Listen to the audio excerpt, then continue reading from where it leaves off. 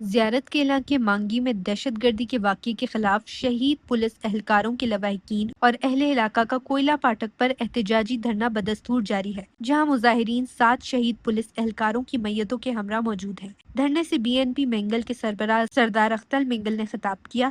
انہوں نے کہا کہ اگر بلوچستان کے حالات ٹھیک ہیں تو لوگ دھرنوں پر کیوں بیٹھے ہیں، اور جس ریاست میں سچ بولنا گناہ اور حق مانگنا جرم بن جائے وہ ریاست زیادہ دیر تک نہیں چل سکتی۔ انہوں نے سوال اٹھایا کہ اگر انصاف کا نظام موجود ہے تو سانحہ زیارت سمیت دیگر واقعات کی آزادانہ اور شفاف تحقیقات کیوں نہیں کروائی جاتی، جبکہ ریاست اپنے ہی اداروں اور فیصلوں پر اعتماد نہیں کر رہی۔ انہوں نے کہا کہ لیویز کو ختم کر کے پولیس میں ضم کرنے سمیت بلوچستان میں کئی تجربات کیے گئے مگر وہ ناکام ثابت ہوئے۔ عوام کو گمراہ کرنے کے لیے مختلف کمیٹیاں اور نمائندے بھیجے جاتے ہیں مگر مسائل کا مستقل حل فراہم نہیں کیا جاتا، اس لیے احتجاج کرنے والوں کو اپنا موقف اور حق پر ثابت قدم رہنا چاہیے۔ اختر مینگل کا کہنا تھا کہ ایک شخص کے قتل پر دنیا کے کئی ممالک میں حکومتیں جواب دہ بنتی ہیں مگر یہاں اتنے سانحات کے باوجود کسی نے ذمہ داری قبول نہیں کی۔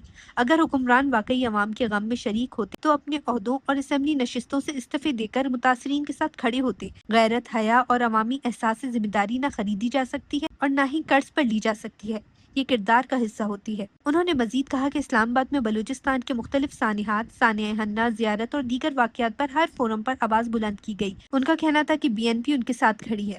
انہوں نے مزید کہا کہ بلوچستان کے عوام پر ظلم و ناانصافی کا سلسلہ ریاست کے قیام سے جاری ہے۔ حکمرانوں کو بلوچستان کے وسائل، گیس، معدنیات اور قدرتی ذخائر تو نظر آتے ہیں مگر یہاں کے عوام کی محرومیاں نظر نہیں آتی۔ بلوچ اور پشتون عوام کے حقوق اور جانوں کو نظر انداز کر کے صرف وسائل سے فائدہ اٹھایا گیا۔ ماضی میں بلوچستان کے مختلف علاقوں میں عوام کو دبانے کے لیے مسلح گروہوں اور غیر قانونی ہتھ کنڈوں کا سہارا لیا گیا۔ کوئٹہ سانحہ سمیت متعدد واقعات میں بے گناہ لوگوں کا خون بہایا گیا لیکن متاثرین کو انصاف نہ مل سکا۔ بلوچستان میں ہزاروں خاندان آج بھی اپنے پیاروں کی واپسی یا ان کی لاشوں کے منتظر ہیں، جبکہ سانحہ زیارت کے متاثرین کم سے کم اپنے پیاروں کی لاشیں تدفین کے لیے حاصل کر سکے، مگر کئی خاندان ایسے ہیں جنہیں آج تک اپنے عزیزوں کا کوئی سراغ نہیں ملا۔